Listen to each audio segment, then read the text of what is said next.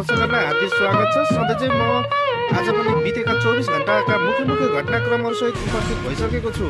यतिन्जेलका लागि हामीलाई सुनेर साथ दिनुहोला। हाम्रो च्यानललाई लाइक, कमेन्ट र सेयर, सब्स्क्राइब गरेर पनि हामीलाई सहयोग गर्नुहोला।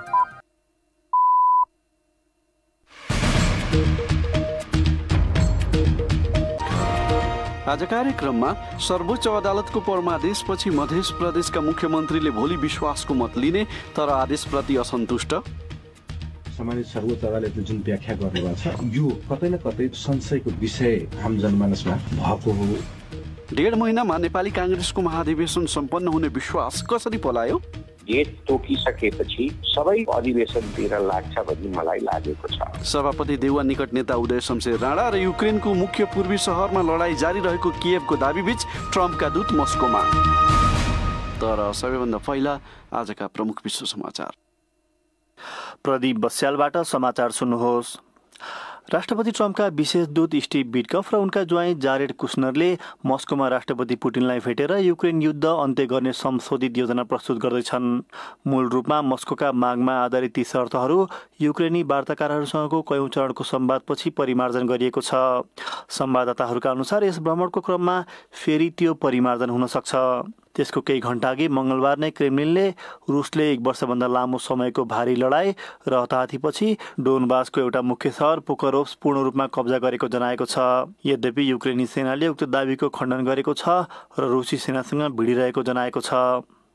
इन्डोनेसियाको सुमात्रा टापुमा आएको विनाशकारी बाढी र पहिरोमा परि मृत्यु हुने मानिसहरूको संख्या 700 भन्दा बढी पुगेको छ। विवरणहरूका अनुसार 500 जना अझै बेपत्ता छन्, जो धेरैजसो हिलोमा पुरिएको हुन सक्ने आशंका गरिएको छ। अझै पनि अति प्रभावित दुर्गम क्षेत्रमा अर्थपूर्ण सहयोग पुग्न सकिरहेको छैन। टपटेङ गाउँका एक बासिन्दा भन्छन्, टपटेङ गाउँ पुरै त्रसित अवस्थामा छ। बिजुली, इन्टरनेट छैन, खानेकुरा सकिन लागेको छ। सबै कुरा तनावग्रस्त अवस्थामा छ। उत्तरी सुमात्राका एक बासिन्दाको भनाई, बाक्लो हिलो र भग्नावशेषका कारण धेरै सडकहरू आवत जावत गर्न नसकिने भएपछि सहायता कर्मीहरू पैदल हिँडेर र मोटरसाइकलमा पीडितहरूसम्म पुग्ने प्रयास गरिरहेका छन्। श्रीलङ्काका अधिकारीहरूले चक्रवात दितुवाका कारण आएको बाढी र पहिरोमा 410 जनाको मृत्यु भएको बताएका छन्। प्रकोप व्यवस्थापन केन्द्रले उक्त टापु राष्ट्रको तटीय र उत्तरी जिल्लाहरूमा व्यापक क्षति पुगेको र 14 लाख मानिसहरू प्रभावित भएको बताएको छ। श्रीलङ्काका राष्ट्रपति अनुर कुमार दिसानायकले त्यसलाई देशको इतिहासको सबैभन्दा चुनौतीपूर्ण प्राकृतिक प्रकोप भनेका छन्। 2 लाख भन्दा धेरै मानिसहरूलाई उनीहरूको घरबाट अन्यत्र सारिएको छ। यसैबीच पाकिस्तानले श्रीलङ्कामा मानवीय राहत पुर्याउन भारतीय हवाई क्षेत्र प्रयोग गर्नबाट आफ्ना विमानहरूलाई दिल्लीले रोकेको आरोप लगाएको छ। भारतमा अधिकारवादी समूहहरूले सरकारले सबै मोबाइल फोनहरूमा प्री इन्स्टल गरेर साइबर सुरक्षा सम्बन्धी एप राख्न दिएको आदेशप्रति चिन्ता व्यक्त गरेका छन्। सोमबार अबेर जारी गरिएको उक्त निर्देशनलाई इन्टरनेट फ्रिडम फाउन्डेसनले कार्यकारी निर्देशनको निकै चिन्ताजनक अभिव्यक्ति बताएको छ। भारत सरकारले उक्त एप चोरी भएका वा हराएका फोन पछ्याउन र तिनलाई बन्द गर्न बनाएको बताएको छ। र चिनिया सरकारी सञ्चार माध्यमहरूका अनुसार कूटनीतिक विवाद गहिरिँदै जाँदा डिसेम्बरमा चीनबाट जापान जाने 40% निर्धारित उडानहरू रद्द गरिएको छ। चिनिया टेलिभिजनका अनुसार 1900 वटा उडानहरू रद्द गरिएका छन्। पछिल्लो तनाव गत महिना जापानी प्रधानमन्त्री सनाए तकाइचीले ताइवानको पक्षमा कडा टिप्पणी गरेपछि सुरु भएको थियो। त्यसपछि बेइजिङले जापानको यात्रा सुरक्षित नभएको घोषणा गर्यो र चिनिया एयरलाइन्सहरूले टिकटहरू निशुल्क रद्द गर्ने प्रस्ताव गर्न थाले। यति बेला यहाँहरूले सुनिरहनु भएको छ आरआर अनलाइन टेलिभिजनमा बीबीसीको राष्ट्रिय तथा अन्तर्राष्ट्रिय स्तरका समाचारहरू। सर्वोच्च अदालतको परमादेशपछि मध्य प्रदेशका मुख्यमन्त्री सरोज कुमार यादवले भोलि प्रदेश सभाबाट विश्वासको मत लिने बताएका छन्। 24 घण्टाभित्र विश्वासको मत लिन सर्वोच्च अदालतले सोमबार राति परमादेश दिएको विषयको पत्र प्रदेश प्रमुखबाट आज दिउँसो प्राप्त गरेपछि पत्रकार सम्मेलन मार्फत यादवले त्यसबारे जानकारी गराएका हुन्। यद्यपि अदालतको आदेशप्रति मुख्यमन्त्रीले असन्तुष्टि व्यक्त गरेका छन्। सुनौ एक रिपोर्ट। नेकपा एमालेका यादव मुख्यमन्त्रीमा नियुक्त भएको 3 सातापछि उनलाई विश्वासको मत लिन सर्वोच्च अदालतले आदेश दिएको हो। 24 घण्टाभित्र विश्वासको मत लिनुपर्ने अदालतको आदेश भए पनि दिउँसोसम्म यादवको तर्फबाट कुनै सङ्केत नपाइदा विभिन्न अड्कलबाजी हुँदै गरेको बेला एउटा पत्रकार सम्मेलनमा उनले भने, नेपालको संविधानको धारा 168 को उपधारा 4 बमोजिम विश्वासको मतका लागि 2082 8 17 गते दिनको 2 बजे व्यवस्था मिलाइदिनु हुन अनुरोध गर्दछु। 24 घण्टाभित्रै मुख्यमन्त्री यादवले प्रदेश सभाबाट विश्वासको मत नलिएमा संविधान बमोजिम अर्को विकल्पमा जान सर्वोच्च अदालतले दिएको परमादेशले राजनीतिक वृत्तमा तरङ्ग निम्ति आएको देखिन्छ। हुन त मुख्यमन्त्री यादवले अदालतको आदेश विरोधार्य भएको बताएका छन्, तर पत्रकार सम्मेलनमा परमादेशप्रति उनी सन्तुष्ट सुनिएनन्। मेरो आफ्नो यसमा पर्सनल कन्भिक्सन छ, किन भन्दाखेरि उहाँले मेरो नियुक्ति सदर पनि गर्नुभयो। संवैधानिक नियुक्ति धारा 3 अन्तर्गतै भएको ठहर गर्नुभएको छ। धारा 3 अन्तर्गत नियुक्ति भएको मुख्यमन्त्रीलाई संविधानमा स्पष्ट तपाईको किटान छ 30 दिनभित्र विश्वासको मत लिने संवैधानिक व्यवस्था छ, स्पष्ट रूपमा किटान छ। तर संविधानको त्यो धारालाई पनि लत्याउँदै आज सम्मानित सर्वोच्च अदालतले जुन व्याख्या गर्नुभएको छ, यो कतै न कतै संशयको विषय आम जनमानसमा भएको हो। यादवको नियुक्ति तथा शपथ असंवैधानिक भएको भन्दै नेपाली कांग्रेस, माओवादी केन्द्र लगायत दलहरूले सर्वोच्च अदालतको ढोका ढकढकाएका थिए। अर्को विषय, लामो समयपछि तोकिएको नेपाली कांग्रेसको महाधिवेशन निर्धारित समयमै हुनेमा नेताहरू पूर्ण विश्वस्त रहेको नपाइए पनि तोकिएकै पुस अन्तिम सातामा गराउनै पर्नेमा दृढ रहेको उनीहरूले बताइरहेका छन्। यसै सन्दर्भमा हामीले सभापति शेरबहादुर देउवान निकट एक नेता उदय शमशेर राणालाई असोजको अन्तिमतिर केन्द्रीय समिति बैठक बस्दा सम्भव नदेखेको महाधिवेशन अब 1.5 महिनाभित्रै सक्नेमा तपाईहरू कसरी विश्वस्त हुनुभयो भनेर सोधेका छौं। अधिवेशन कहिले कहिले यो क्रियाशील सदस्य किन बुझाउने भन्ने एटिट्युडले यो क्रियाशील सदस्यहरू नभएको डेट तोकिसकेपछि सबै अधिवेशनतिर लाग्छ भन्ने मलाई लागेको छ। हाम्रै संगठनभित्र दुईटा उदाहरण, एउटा त जब पार्टी फुटेको थियो त्यति बेला गिरिजाबाबुले नेतृत्व गरेको नेपाली कांग्रेसले लगभग 2 महिनामा महाधिवेशन सकाएको थियो। त्यति बेला राजाले पनि हामीलाई दबाएको थियो, त्यति बेला हामीलाई माओवादीले पनि दबाएको थियो। जाउलाखेलको फुटबल फिल्डमा गएर अधिवेशन गरिएको हो। गाउँ गाउँमा पनि माओवादी र आर्मीको बीचमा बसेर हामीले अधिवेशन गरेर आयो। अर्को उदाहरण, त्यति बेला दुईटा तरुण दल थियो, एउटा बालकृष्ण खाँडले नेतृत्व गरेको, एउटा विनोद कायसले। हामी दुईटै तरुण दलले त्यो जटिल परिस्थितिमा पनि अधिवेशन हामीले सम्पन्न गर्यौं। तर सहज परिस्थितिमा अहिले 12 वर्ष भइसक्यो तरुण दलको अधिवेशन भएको छैन। त्यसैले नेपाली कांग्रेसका नेता कार्यकर्ता सबै मिलेर गर्छु भने हामीले गर्छौं, तर त्यसमा चाहिँ हामी सबै ओडादेखि केन्द्रका कार्यवाहक सभापतिसम्म हामी अधिवेशनमा जुट्नुपर्छ।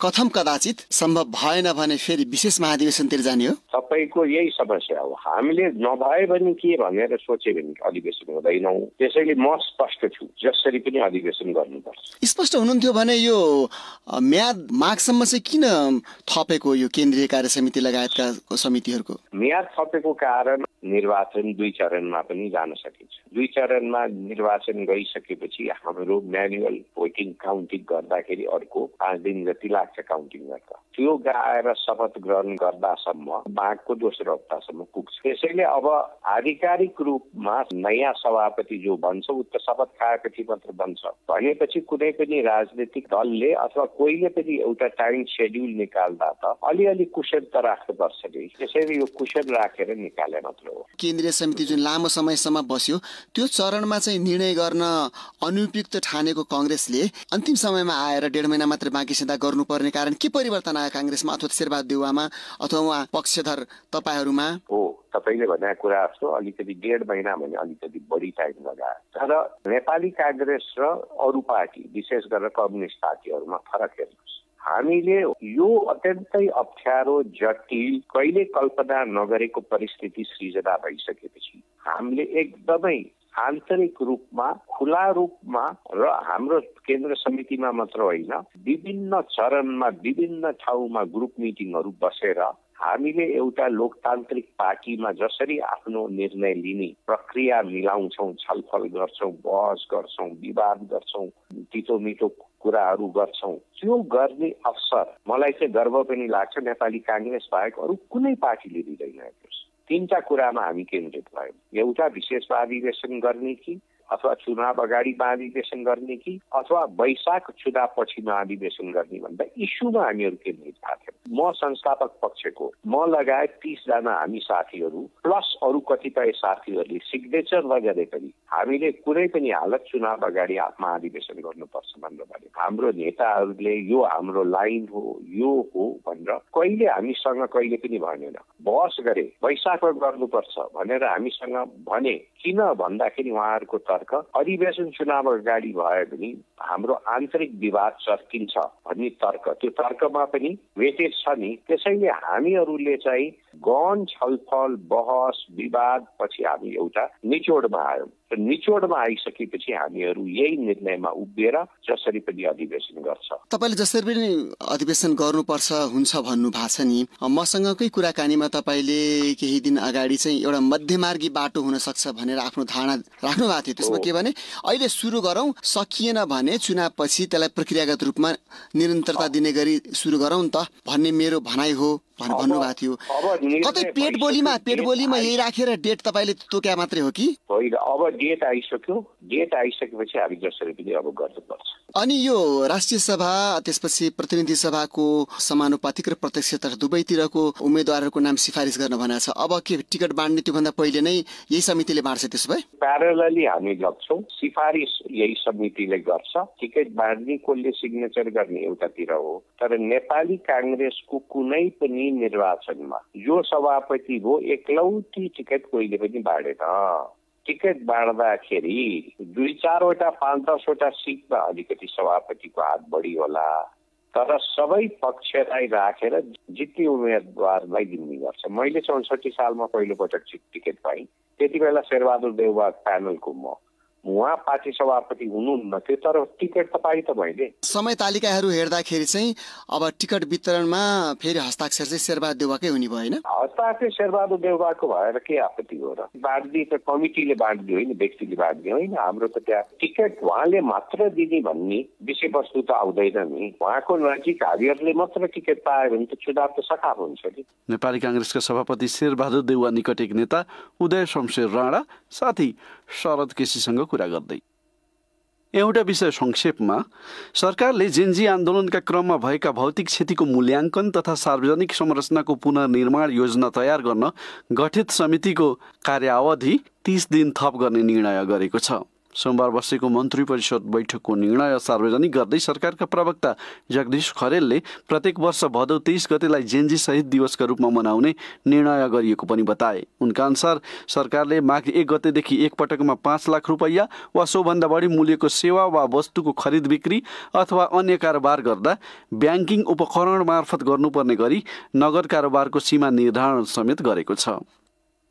अन्त्यमा नेपाल बाहिरको एउटा विषय, युक्रेनी सेनाले देशको मुख्य पूर्वी सहर पोक्रोभस्कमा लडाईँ जारी रहेको बताएको छ। यसअघि क्रेमलिनले आफ्नो सेनाले त्यसलाई कब्जा गरेको दावी गरेको थियो। यसैबीच अमेरिकी राष्ट्रपति डोनाल्ड ट्रम्पका विशेष दूत स्टिभ विटकफ र ज्वाइँ जारेड कुशनर युद्ध अन्त्य गर्ने विषयमा रुसी राष्ट्रपति भ्लादिमिर पुटिनसँग वार्ताका लागि मस्कोमा छन्। बीबीसी विवरणमा आधारित रिपोर्ट सुनौ प्रदीप बस्यालबाट। रुसको पक्षमा रहेको ठानिएको अमेरिका समर्थित सुरुवाती शान्ति योजनालाई हेरफेर गर्ने उद्देश्यले फ्लोरिडामा युक्रेनी र अमेरिकी अधिकारीहरूबीच 2 दिन वार्ता भएपछि यस शिखर सम्मेलन तय भएको हो। अमेरिकाले शान्ति सम्झौताका लागि रुसको नियन्त्रणमा पुगेका भूभाग युक्रेनले त्याग्नुपर्ने प्रस्ताव अघि सारेको छ। तर युरोपेली नेताहरूले शान्ति सम्झौतामा सहमति गर्नुअघि युक्रेनको सुरक्षा प्रत्याभूति हुनुपर्ने शर्त अघि सारेका छन्। सोमबार प्यारिसमा जेलेन्स्कीले फ्रान्सका राष्ट्रपति एमानुएल माक्रोसँग भेटेका थिए, जसपछि बोलेका युक्रेनी राष्ट्रपतिले कियेभको प्राथमिकता युक्रेनको सार्वभौम सत्ता कायम राख्नु र बलियो सुरक्षा सुनिश्चित गर्नु रहेको बताएका थिए।